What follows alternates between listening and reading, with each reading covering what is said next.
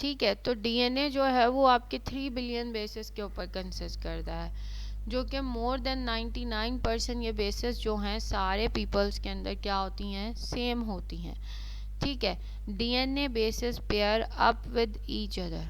ठीक है, ये जो पेयर्स, ये जो बेसिस हैं, जो एडेनिन है, गवानीन है, साइटोसिन है और थायमीन है, देखो AGCT। ठीक है, ये सारी की सारी बेसिस जो हैं ये पेयर्स बनाती हैं एक दूसरे के साथ।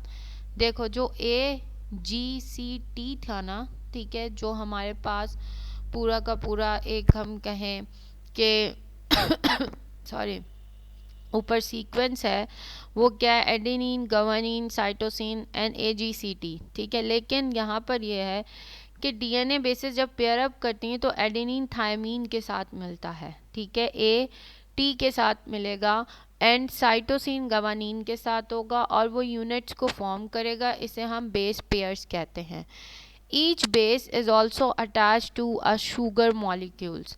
हर एक बेस जो है वो शुगर मॉलिक्यूल के साथ भी अटैच होगी एंड अ फॉस्फेट मॉलिक्यूल, और फॉस्फेट मॉलिक्यूल के साथ भी होगी। Together a base, sugar and phosphate are called a nucleotide. जब ये सारी बेसेस मतलब एडेनिन और थायमीन और शुगर मॉलिक्यूल और फॉस्फेट मॉलिक्यूल मिलते हैं तो ये कहलाते हैं न्यूक्लियोटाइड्स। ठीक है, न्यूक्लियोटाइड्स जो होते हैं वो दो लॉन्ग स्ट्रैंड्स होते हैं, अरेंज होते हैं। The nucleotides are arrange in two long strands that form a spiral called a double helix. यही जो न्यूक्लियोटाइड्स होते हैं ये दो लॉन्ग स्ट्रैंड्स के अंदर होते हैं। ठीक है, और ये स्पाइरल को फॉर्म करते हैं जिसको हम कहते हैं डबल हेलिक्स। ठीक है, the structure of the double helix is somewhat like a ladder. ये जो डबल हेलिक्स स्ट्रक्चर होता है ये इस तरह होता है जैसे एक सीढ़ी की तरह, with the base pair forming the ladders, rungs, and the sugar and phosphate molecule forming the vertical side piece of the ladder। उन्होंने कहा कि जो बेस पेयर्स हैं, मतलब जो एक सीढ़ी की जो वो है ना, सीढ़ी के ऊपर समझो जो हमने वो फट्टे से लगाए हुए हैं, ठीक है, ऊपर चढ़ने के लिए, वो बेस पेयर्स हैं एक सीढ़ी के। वो जो है वो लैडर के रग्स को सारे के सारे फॉर्म करती हैं बेस पेयर्स। मतलब एडेनिन और थायमीन या साइटोसिन या गवानीन जो है वो मिलकर क्या करेंगे, बेस पेयर्स को बनाएंगे, रग्स को बनाएंगे। और शुगर और फॉस्फेट मॉलिक्यूल जो हैं वो किसी भी वर्टिकल साइड के जो पीस ऑफ द लैडर है उसको बनाएगा। एक इमेज में एक दफ़ा यहाँ पर डीएनए मॉलिक्यूल की आपको दिखा देती हूँ। ठीक है, सही है, तो आपको समझ में आ जाएगा। DNA strand, sorry not molecule. ठीक है, यहाँ पर अगर हम देखें तो ये कुछ इस तरह के लैडर की बात करता है, डीएनए स्ट्रैंड की। सही है, इस तरह से बात करते हैं। जैसे ये देखिए यहाँ पर अगर इस साइड पर देखो तो ये डीएनए का स्ट्रैंड है जिसके अंदर जो बेस पेयर्स हैं थायमीन और एडेनिन है, फिर साइटोसिन के साथ गवानीन लगा है, फिर थायमीन के साथ फिर एडेनिन लगा है। इस तरह से ये पूरे के पूरे बेस पेयर हैं और ये इसकी जो बैकबोन है वो शुगर फॉस्फेट से बनी हुई है। और ये जो बेस पेयर्स हैं हम इनको कह रहे हैं कि ये नाइट्रोजेनस बेसेस हैं। ठीक है, बेसिकली आपके लिए इतना ही बड़ा है, इसको इतना ही याद रखो। बाकी डीएनए का स्ट्रक्चर बहुत लंबा है और आप इसको और डिटेल में पढ़ना चाहो तो इस साइट पर जाके इसकी थोड़ी सी इंफॉर्मेशन पढ़ सकते हो। ठीक है, now back to the lecture. ठीक है, तो ये डबल हेलिक्स स्ट्रक्चर यही है जो मैंने आपको अभी थोड़ी देर पहले दिखाया था, ये फॉर्म करता है। ठीक है, अब डीएनए का यही है, ये देखें आगे दिया गया है डबल हेलिकल स्ट्रक्चर। ठीक है, इस इमेज में बताया गया है। अब डीएनए कैन रिप्लिकेट और make copies of itself. DNA के पास ये क्वालिटी है कि वो रिप्लिकेट खुद कर सकता है और वो अपनी कॉपी भी खुद बना सकता है।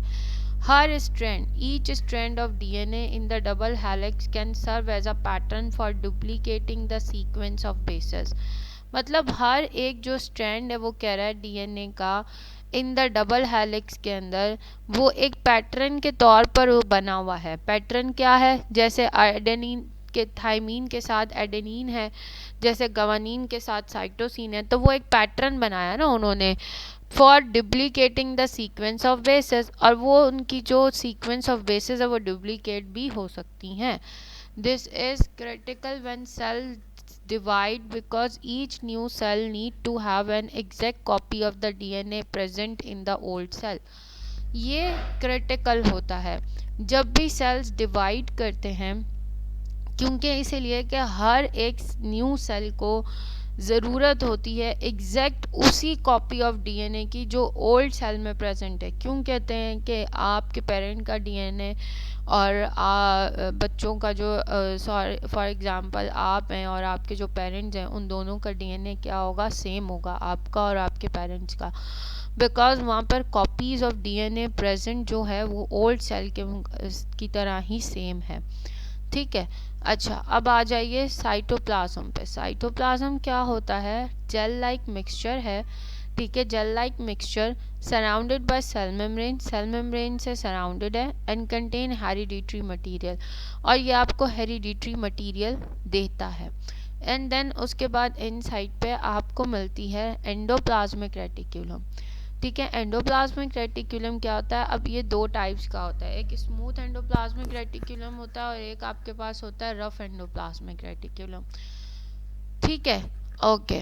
अच्छा, जो स्मूथ एंडोप्लाज्मिक रेटिक्यूलम है या रफ एंडोप्लाज्मिक रेटिक्यूलम है, इसको हम बाद में डिस्कस करेंगे, बल्कि इसी स्लाइड में कर लेंगे। अब हम आगे पढ़ते हैं कि क्या लिखा है इसके पहले बुलेट में, लिखा है move material around in cell. जो एंडोप्लाज्मिक रेटिक्यूलम है वो मूव कर रहा होता है मटेरियल्स को अराउंड इन सेल में। ठीक है, स्मूथ टाइप एंडोप्लाज्मिक रेटिक्यूलम जो होता है उसके पास राइबोसोम्स नहीं होते हैं, लैक राइबोसोम्स मीन नहीं है। Rough type pictured ribosome embedded in surface, जो रफ एंडोप्लाज्मिक रेटिक्यूलम है वहाँ पर जो राइबोसोम्स हैं, ये अगर इमेज में आप देखो, ये देखो, ये जो रफ एंडोप्लाज्मिक रेटिक्यूलम है इसके बाहर पे ये जो छोटे छोटे आपको डॉट्स नज़र आ रहे हैं, दैट आर द राइबोसोम्स। ठीक है, यहाँ पर वो इम्बीडेड हैं, रफ एंडोप्लाज्मिक रेटिक्यूलम में राइबोसोम्स हैं, लेकिन ये जो स्मूथ सरफेस नज़र आ रही है यहाँ पर राइबोसोम्स नहीं है। तो ये एक मेन डिफरेंस है रफ और स्मूथ एंडोप्लाज्मिक रेटिक्यूलम का। तो एमसीक्यूज पॉइंट ऑफ व्यू से ये भी इम्पॉर्टेंट है। अच्छा, endoplasmic reticulum tubular network fuse to nuclear membrane, ये एक ट्यूब्स का ऐसा नेटवर्क होता है जो न्यूक्लियर मेम्ब्रेन के साथ फ्यूज्ड होता है। ठीक है, and store separates and serve as cell transport system, ये स्टोर करेगा, सेपरेट करेगा और as a cell transport system के तौर पर सर्व करेगा। ठीक है, स्टोर्स करता है चीज़ों को, सेपरेट करता है और सर्व किस तरह कर रहा है, सेल ट्रांसपोर्ट सिस्टम। अच्छा, एक इसके पास स्मूथ टाइप है और एक रफ टाइप है जो हम ऊपर जिसका डिफरेंस भी मतलब ये कि देख चुके हैं। अब नेक्स्ट स्लाइड हमारे पास आती है राइबोसोम्स की। राइबोसोम्स क्या है, each cell contain thousands of ribosomes देता है।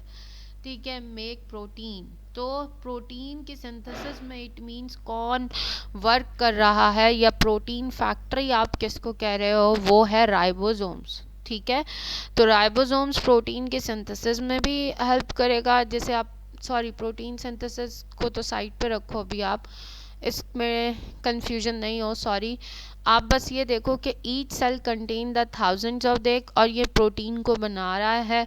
Found on ribosomes, make protein found on ribosomes and floating throughout the cell, और ये राइबोसोम्स में होती है और सेल के उसमें फ्लोट करती है। प्रोटीन फैक्ट्री हम इसे बोलते हैं राइबोसोम को। 25% ऑफ सेल मास जो होता है वो राइबोसोम्स पे कंपोज होता है।